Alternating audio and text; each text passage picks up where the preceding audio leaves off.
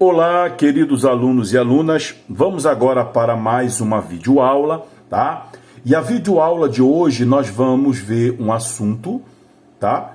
Que é chamado de o mundo moderno, tá? O mundo moderno é a conexão, tá? A conexão entre sociedades africanas, americanas e europeias, tá? Quando eu falo de africanos, eu estou falando do continente África, americanas, estou falando da América, e europeias do continente da América, né? Nós podemos perceber que o processo de grandes navegações, ele promoveu uma conexão, tá? Aqui eu tenho América, olha só, América, tá? Essa conexão da América, tá? Nós temos aqui América, representada por este retângulo. Aqui nós vamos ter a Europa, tá? Europa. E nós vamos ter, por fim, aqui a África, tá?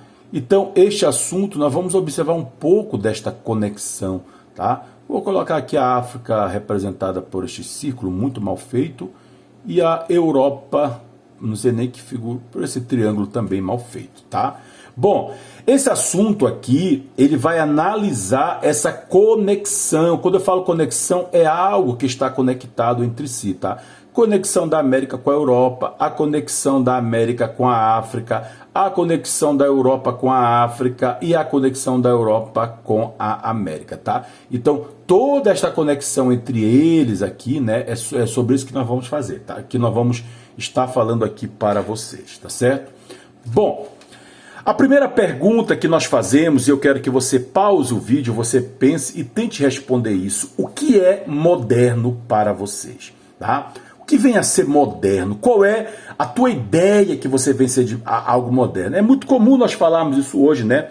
Por exemplo, alguém que tem um celular um celular mais moderno, né? A pessoa compra o celular hoje, amanhã ela já está comprando outro celular, o celular mais moderno, né? Então, a gente tem ideia de moderno como algo sendo sempre novo, né? Então, vamos ver o que seria este conceito de moderno. Por exemplo, aqui, ó, nós temos um carro antigo, tá? Olha como eram os carros antigamente. E nós temos aqui, né, um carro atualizado, né? Um carro moderno, considerado um carro moderno, né? É um Camaro amarelo, tá? Outro exemplo aqui, nós temos o telefone. Olha como era o telefone antigamente, né? Ele era dessa forma, essa coisa estrondosa, essa coisa feia. E agora, olha só o moderno aqui do lado, né? Esses telefones hoje aqui que são verdadeiros computadores. Outros exemplos aqui, olha como eram as embarcações antigamente, né?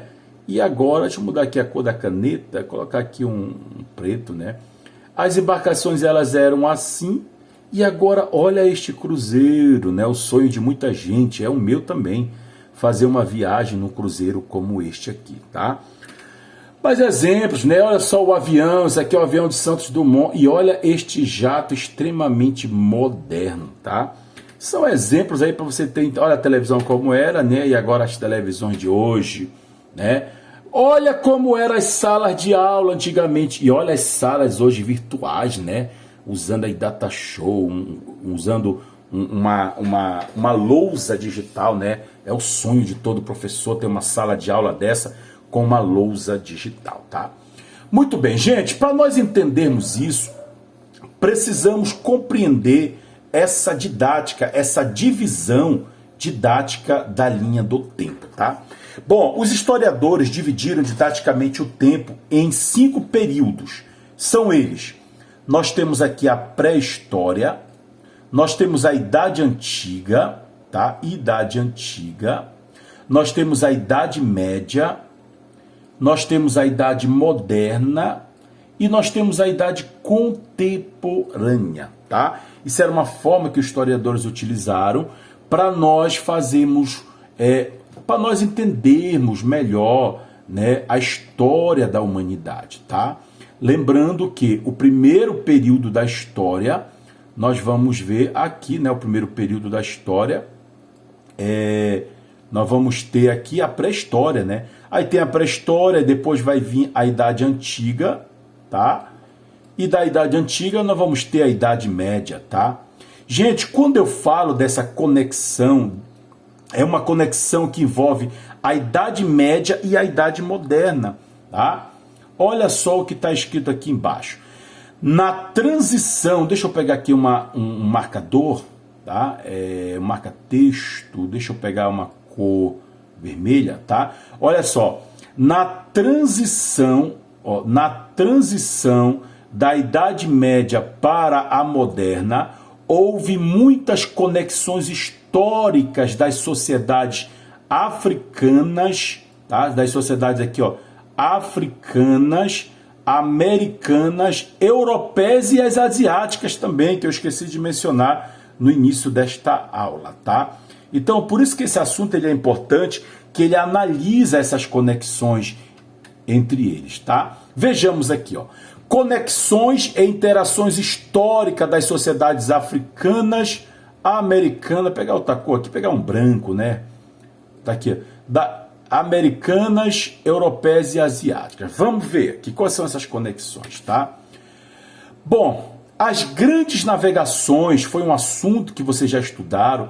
Ela foi uma forma que promoveu também essa conexão, né? Quando os países da Europa começaram a sair pelo mar, pelo grande mar, eles tiveram contatos com a África, com a América, né? Tiveram contatos com outras terras até então que eles consideravam não civilizadas, mas que já eram habitadas, tá? Olha aqui, ó, chegada ao novo mundo. Então, as grandes navegações, elas vão promover, tá, a chegada ao novo mundo, tá, de outras civilizações. Ou seja, quando eles saíram no processo de grandes navegações, eles passaram a ter contato com outros povos de outras regiões, que aqui no caso são os índios, né? Aqui representa a chegada de Cristóvão Colombo às Américas, né? Esse contato do mundo europeu com o mundo americano, tá?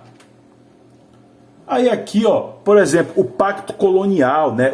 Esse pacto colonial, por exemplo, as grandes navegações faziam com que os países europeus descobrissem, entre aspas, novas terras. Ao chegarem nessas novas terras, os europeus promoviam o domínio colonial, tá? E esse domínio colonial fazia com que houvesse o pacto colonial entre eles. O que era este pacto colonial? Ou seja, a colônia fornecia matéria-prima para a Europa pegava essa matéria-prima, beneficiava e vendia para a colônia, né? Através de uma relação de monopólio, uma relação... O que é monopólio? Era uma fidelidade de relação comercial da colônia com a sua metrópole, tá? No caso do Brasil, né, nós temos Portugal. Portugal era a nossa metrópole e o Brasil era a colônia de Portugal, tá? Então, conexões, as grandes navegações era uma conexão, né? A chegada dos europeus ao Novo Mundo foi uma conexão e o pacto colonial, né, que fortaleceu ainda mais esta conexão, tá? Aí aqui nós vamos ver a questão da escravidão, a escravidão do índio, a escravidão do negro africano, tudo isto aí, né? A escravidão foi uma grande conexão, foi através da escravidão do negro africano que vieram milhares de negros africanos escravizados para o Brasil. Isso é a explicação por que no Brasil existe morenos, porque no Brasil existe a sociedade brasileira, ela é fruto desse processo aí de miscigenação, né? Miscigenação, o que é miscigenação? É a mistura do negro, do branco e do índio, a mistura racial, tá? E aí nós temos também, né, a questão que envolve a divisão social aí da Europa, né? Como era o absolutismo monárquico, tá? Esse absolutismo monárquico também foi um dos elementos que promoveu essa conexão aí, né? Como diz aqui o título, conexões e interações históricas das sociedades africanas, americanas e europeias e asiáticas, tá? Bom, tudo isso começou com as grandes navegações, que foi a grande responsável aí de promover esta conexão, tá? Vamos ver aqui as sociedades africanas, tá? Bom, sociedades africanas, o território africano, ele é bastante diversificado. Nós vamos ver um assunto sobre o território africano, tá? O território africano é bastante diversificado do ponto de vista físico e nele surgiram sociedades e culturas muito diferentes, tá? Então, boa parte da cultura brasileira, nós chamamos isso aqui de cultura afro-brasileira, tá? Que é a mistura da cultura brasileira, ou seja, da cultura indígena, da cultura europeia e da cultura africana, deu origem à cultura afro-brasileira, tá? Que é a influência da cultura africana dentro do Brasil, tá? Características gerais, né? A África foi o berço da civilização, uma das civilizações mais avançadas da antiguidade. Ela é considerada também o berço da humanidade, né? Os primeiros fósseis humanos foram encontrados no continente africano, tá? Então, por isso que ela é considerada o berço da humanidade, tá? Além disso também, vocês vão ver no 9º ano que a África ela vai sofrer o imperialismo europeu, os países da Europa vão cobiçá-la, vão dividi-la entre si, tá? E nós temos o principal elemento de conexão foi a escravidão do negro africano, né, que foi muito presente no Brasil. Por isso que existe hoje as cotas raciais, né, toda uma política aí de amparo e defesa dos afro-brasileiros, tá certo? E aí nós temos também a África, né, que é um continente muito diversificado, formado por várias tribos africanas aí, por isso que é um continente muito rico culturalmente, tá? Vocês vão ver melhor esse assunto aí quando nós vemos os reinos africanos. Bom, e as sociedades americanas do Novo Mundo, tá? As sociedades americanas eram formadas por vários povos nativos, como os maias, os incas, os astecas e os índios brasileiros, tá? Ou seja, quando as navegações, quando as embarcações europeias chegaram ao Brasil, elas tiveram contato com os povos indígenas, né? Nós temos os maias, nós temos os incas, nós temos os astecas e aqui no Brasil, né, os indígenas brasileiros, tá? E aí, ó, nós temos aqui uma imagem que representa os maias, que representa os astecas e os índios brasileiros, tá? Então, esse contato dos europeus na América, né, promoveu essa conexão, né, com esses povos, os maias, os astecas, os incas, tá? Que são povos aí ameríndios, chamados também de ameríndios, tá? E as sociedades asiáticas, né, nós temos também, né, por exemplo, chega um momento na história da Europa que os europeus eles vão fazer várias viagens, os exércitos europeus vão fazer várias viagens para retomar a cidade de Jerusalém, que era dominada pelos muçulmanos, tá? E aí esse processo de cruzadas, né, vai fazer com que haja contato com as sociedades asiáticas, né?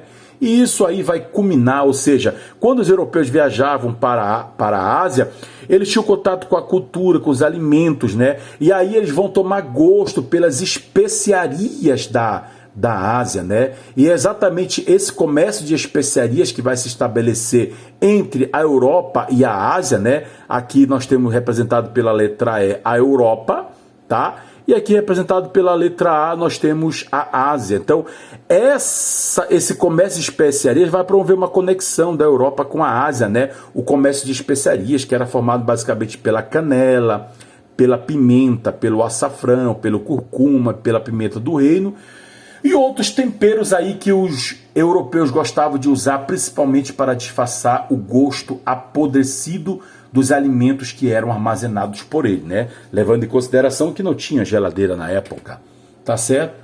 E aqui nós temos aqui, né, essas rotas comerciais aqui que havia, Veneza e Gênova eram os países europeus que dominavam o comércio do Mediterrâneo, né? E isso vai fazer com que outros países da Europa tentem buscar um outro caminho, contornando o continente africano para poder chegar às Índias, tá?